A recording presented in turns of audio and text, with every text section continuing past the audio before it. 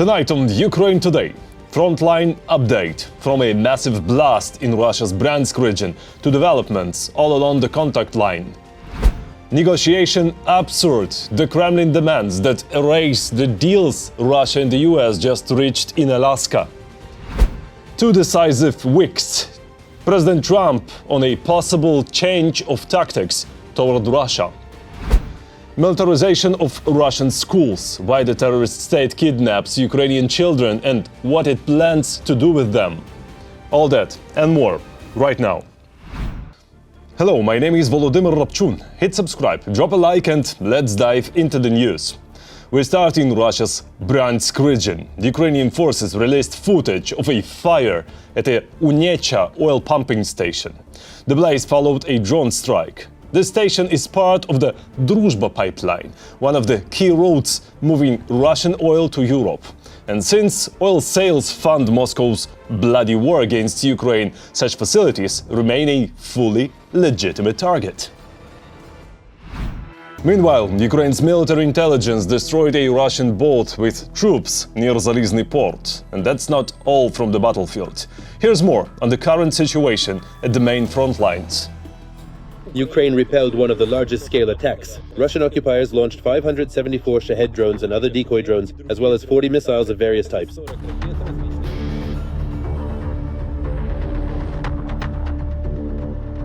The west, center, and north were under enemy fire. In Lviv, dozens of houses, windows, and roofs were damaged by the blast wave. There are injured people. As a result of Russian strikes on Mukachevo in the Zakarpattia region, an American factory producing electrical products was damaged. At least 15 people were injured.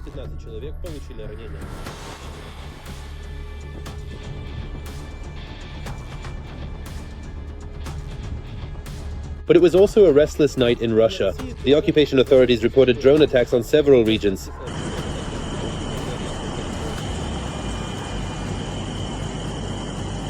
An energy facility was damaged. Several villages in the Voronezh region were left without power.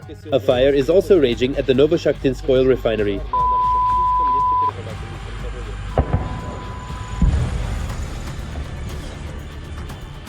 And things are also heating up for the occupiers on the front line. Ukrainian intelligence carried out a unique attack near Zhelezny port. A drone with a laser designator guided a missile to the enemy's boat, destroying it along with the entire crew. Also in the Dobropilya direction, the defense forces of Ukraine continue to carry out stabilization measures. As a result of the active actions of Ukrainian soldiers, the enemy is suffering significant losses in manpower, equipment, and weaponry. Thanks to the successful actions of the defense forces of Ukraine in this direction, 6 settlements have been deoccupied and the possibility of further breakthroughs by Russian occupation forces towards Dobropilya and consequently the administrative border with Dnipropetrovsk region has been reduced to a minimum. Meanwhile, as the defense forces destroy the enemy, the Netherlands is transferring 2 Patriot air defense systems and 300 military personnel to Poland to protect NATO's logistics center for Ukraine. The EU is also urging Trump to deploy fighter jets in Europe. In particular, they are discussing the deployment of American F-35 fighter jets in Romania. Against the backdrop of the latest provocations by the Russian Federation, namely the violation of Polish airspace, the incursion of a Geran-2 attack drone into Lithuanian airspace, the Gerbera drone, which is a simulator, and accordingly the violation of Estonia's territorial waters. This is about strengthening air defense systems and the components of these air defense systems. These are F-16s and F-35s aimed at preventing such provocations from the Russian Federation. Meanwhile, the self-proclaimed president of Belarus has announced his readiness to cooperate with Iran across a wide range of areas, including the military sphere. It's been a while since the mustachioed one appeared in the media space, so he decided to make a splash. This concerns Lukashenko's attempt to diversify his dependencies away from the Russian Federation and accordingly the People's Republic of China, both in terms of the possible supply of petroleum products from Iran to the territory of the Republic of Belarus for the needs of Belarusian oil refineries, and likewise the potential for manufacturing Iranian drones directly on the territory of the Republic of Belarus. In other words, this is yet another attempt by Lukashenko, as the first Ukrainian president used to say, to walk between the raindrops, to maneuver between the interests of the United States, the People's Republic of China, and accordingly the Russian Federation.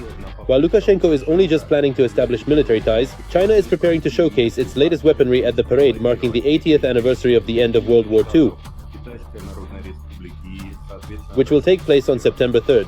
Beijing is raising the stakes both politically and militarily.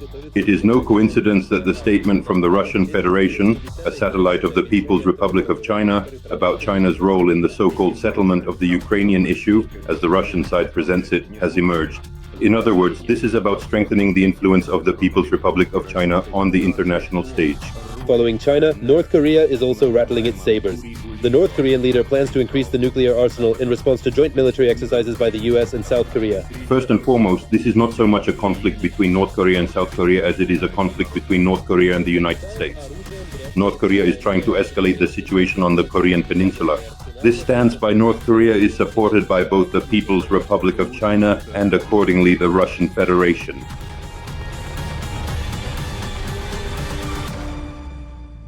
Ukraine is fighting for freedom. Support independent Ukrainian journalism so we can keep telling the truth about Russia's war. Click the link in the description to become our sponsor. And don't forget to like this video and subscribe to the channel. It keeps us going. And if you find it useful, just share it with your friends. Thanks for your support. In the past 24 hours alone, Russia lost at least 790 soldiers killed and wounded. Since the start of the full-scale invasion, that's already 1,074,320 troops. Ukrainian forces also destroyed 4 Russian tanks, 3 armored vehicles, 46 artillery systems, and dozens of other enemy assets. But Russian terror continues, this time Kostiantynivka in the Donetsk region. Since morning, Moscow has been dropping massive bombs and launching drones. 21 apartment buildings are damaged, along with administrative offices, a shopping center and gas pipeline. At least 1 civilian was injured. Now to so-called peace talks. According to Reuters, during the meeting with President Trump in Alaska, Putin demanded that Ukraine pull back from the Donetsk and Luhansk regions, quit NATO ambitions, and no Western forces to be deployed in Ukraine. In return, the Kremlin offered to give up some occupied parts of Kharkiv, Sumy, and Dnipropetrovsk regions. The question is, will Putin dare to repeat these demands directly to President Zelensky? Here's more on the negotiation drama. For the first time since the start of the full-scale invasion, there has been serious talk about a direct dialogue between the presidents of Ukraine and Russia. But where and under what conditions could such a meeting take place?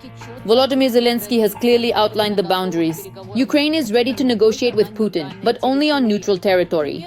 For example, it could be Europe, Switzerland, Austria, or Turkey as a NATO country and part of Europe. But one thing is certain, the Ukrainian president has no intention of going to Moscow. For me, a meeting without any special conditions also means active steps from the Ukrainian side. A meeting in Moscow is out of the question. As for Budapest as a venue, it seems to me that for now this is not easy. It's not easy because all European countries are united in supporting Ukraine during this war. And to be honest, Budapest has not supported us. I'm not saying that Orban's policy was against Ukraine, but it was against supporting Ukraine. And I believe it is absolutely fair that Ukraine wants to join the European Union and has every right to do so. This is our sovereign right. And here, America will support us. Volodymyr Zelensky emphasized, without bilateral agreements and without any kind of ceasefire option, a trilateral meeting format is practically impossible. And Moscow's demands for territorial concessions, according to the president, are absurd. Putin wants to sell us some kind of empty promise that he won't attack us. And in exchange, give up what you control. I think it's just his whim, and he knows it won't happen that way. Maybe that's exactly what he's counting on, because he doesn't want to end the war. He sets out certain conditions in advance so that we can't accept them. To prove this, the Ukrainian delegation brought a map to Washington showing all the front lines. In particular, Zelensky showed that in almost 4 years of war, the Russians managed to capture only a third of the Donetsk region. And even for that, it took them years. Currently, in total, they control about 67 to 69%. So, we're saying that in almost 4 years of full-scale war, they've occupied a third of the Donetsk region. And that's why I explained that all the talk about them occupying our Donbas by the end of the year is just talk. In other words, to occupy our Donbas, they would need another 4 years. As for the Sumy and Kharkiv regions, Zelensky made it absolutely clear the Russians will not get them, and those border areas currently under occupation will soon be liberated. Meanwhile, Europe is searching for a new security mechanism for Ukraine. The initiative was put forward by Giorgia Meloni, the Prime Minister of Italy. Her plan has already been informally dubbed Light NATO. Kiev's allies commit to making a decision on military or economic support within 24 hours in the event of a new Russian attack. Quickly, cohesively, and without unnecessary bureaucracy. But as for troops, that remains unclear for now. Either NATO can provide protection to Ukraine, or individual countries will take on such commitments themselves.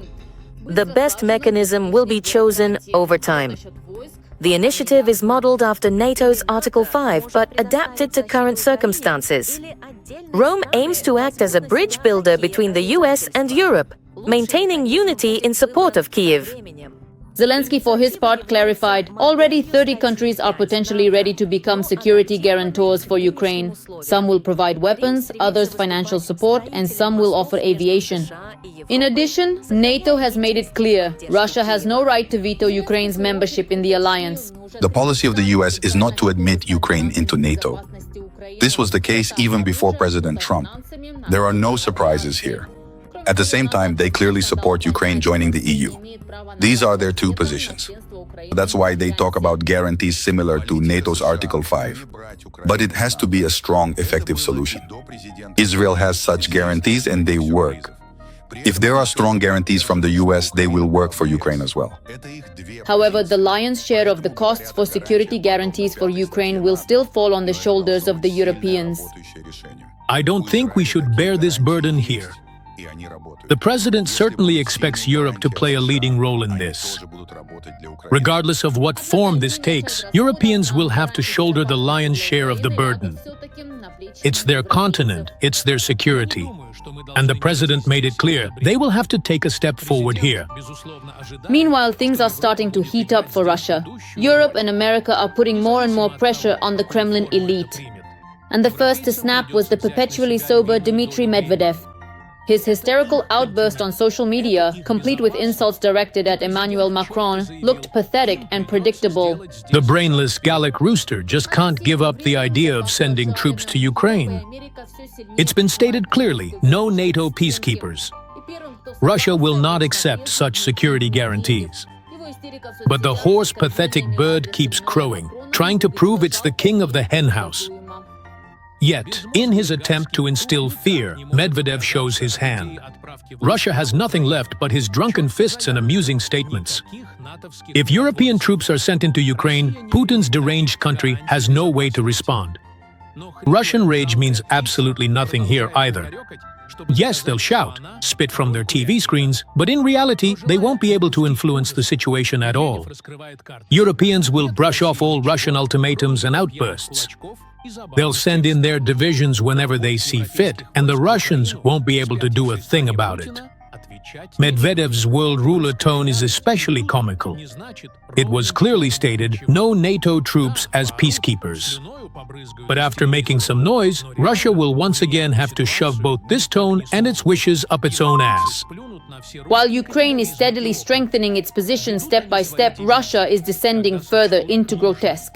How events will unfold next, only time will tell. But one thing is already clear. The future is being decided not in Kremlin offices, but on the battlefield and at the negotiating table, where Kiev is increasingly dictating its own terms. Czech President Petr Pavel says his country must join any peacekeeping mission in Ukraine. Prague has supported Kyiv from the very start of Russia's invasion. He added that future peace may require a demilitarized buffer zone along the front, with international troops stationed there to monitor it. And guess who else wants to be Ukraine's security guarantor? Russia. According to Bloomberg, the Kremlin calls Western-only security guarantees unacceptable. This directly undermines what Moscow and Washington supposedly agreed in Alaska. US envoy Steve Witkoff earlier claimed Putin was open to a NATO-style Article 5 defense treaty for Ukraine. Every voice matters. Join our community, support independent journalism and help us bring you the truth from Ukraine. Become a member of Ukraine today. Join us now. Meanwhile, Russia struck a US civilian enterprise in Mukachevo, Zakarpattia. Former US ambassador to Moscow, Michael McFaul, says this proves Trump's theory wrong, that American business in Ukraine could deter Putin from attacking. Clearly, it didn't work. So here's the picture. Russia keeps bombing Ukrainian towns while insisting it must be Kyiv's security guarantor. Putin flows demands to avoid direct talks with Zelensky, and the terror goes on. Here's what Ukrainian president said. Right now, signals from Russia are, frankly, just disgraceful. They are trying to dodge the need for a real meeting. They don't want to end this war. They keep launching massive attacks against Ukraine and very brutal assaults on the front line. And on top of that, they fire missiles at an American company, just like at many other completely civilian targets of ours. And all of this happens literally right next to the borders of the European Union and NATO. We will know within 2 weeks whether peace is possible. After that, maybe we'll have to choose a different tactic. Those are President Trump's words from the interview with journalist Todd Starnes. Quite a familiar number, isn't it? 2 weeks. Another number, 19,000. That's how many Ukrainian children Russia has abducted. US Senator Lindsey Graham called it a barbaric crime. He promised to push legislation designating Russia a state sponsor of terrorism if the children aren't returned. And by 2030, Moscow wants to train 1 million drone operators using its school system, including kidnapped Ukrainian kids. Here's the report. British intelligence reports that the aggressor country, Russia, plans to turn at least 1 million children into combat UAV specialists by 2030. The intelligence officers, who used only open sources in their investigation, state that such training is a significant step toward the likely further militarization of Russian education, a trend that has intensified since Russia's full-scale invasion of Ukraine in 2022. Much will significantly depend, first and foremost, on the specific age group to which this particular approach or methodology will be applied. And accordingly, right now, the prevailing trends demonstrably differ quite considerably for various distinct age groups across the demographic spectrum. From, kindergarten, where they plan to introduce lessons on important topics, to teenagers, whom they intend to train in activities involving unmanned aerial vehicles. So far, the Kremlin's operation with drones in schools is not very large-scale. Before the Russian invasion of Ukraine, there were about 40,000 schools in Russia. They plan to train future drone pilots in only 500 schools and another 30 colleges with practical training centers. It must be said that this whole story, with drones, of course, could have some consequences, simply because teenagers love playing computer games.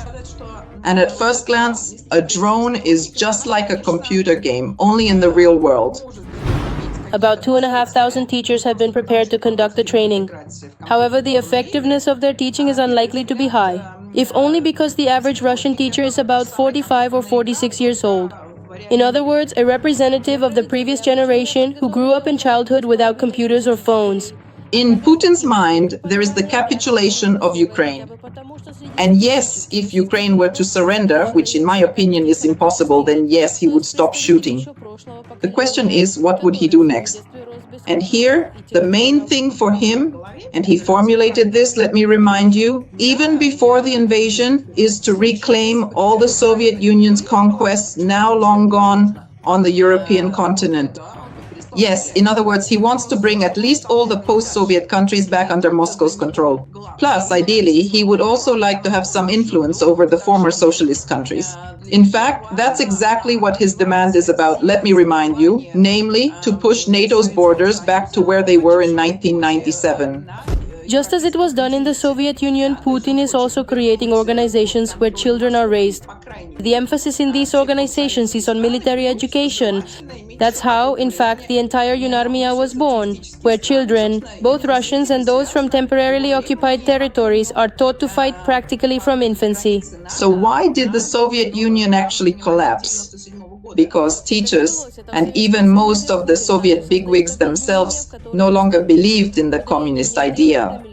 And in this sense, The people who are involved in this today don't really believe in the idea either. And because of that, well, there's a small chance that UNARMIA still won't be able to fully carry out all of Putin's wishes. Nevertheless, both UNARMIA and additional training in UAVs and other types of so-called military arts will cultivate a spirit of war among the youth, helping Putin to continue waging war not only against Ukraine, but against the entire world. And finally, freedom of speech, but Kremlin style. In 6.5 years, 400 Russians were taken to court for mocking and criticizing the dictator. That number shows two things at once. First, there is no real freedom of speech in Russia, and second, there's hardly anyone willing to speak out at all. One thing is the regime persecuting opposition, another is the silence of society. Out of 140 million people, only 400 dared to challenge Putin. Their stories next. Repression and punishment for disrespecting the Russian dictator. According to calculations by Russian opposition media, in recent years, hundreds of Russians have been punished in Russia for offending Putin. Insulting the public morality of the president, how Russians are punished for disrespecting Putin. In the past 6.5 years, nearly 400 people have been prosecuted for criticizing the president and mocking him. To persecute Russians for insulting the Radiant One, law enforcement uses an administrative article on petty hooliganism. You can be fined or arrested for any little thing. Words like putler, criminal, or a portrait of the bunker dweller with a mourning ribbon are enough grounds for hefty fines ranging from 30 to 100,000 rubles, or even for being arrested for 14 days. This totalitarian regime is, in essence, a repeat of the cult of personality, the cult of Stalin, whom Putin models himself after. And you know, the entire architecture, the whole power vertical that Putin has built, and that's why the regime is called Putin's, is designed to glorify him, Putin.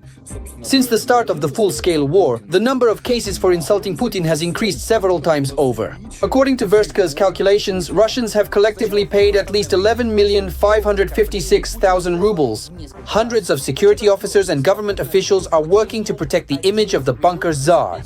The thing is, he doesn't even read social networks, so he actually won't even see any of this unless someone prints it out and brings it to him in a folder.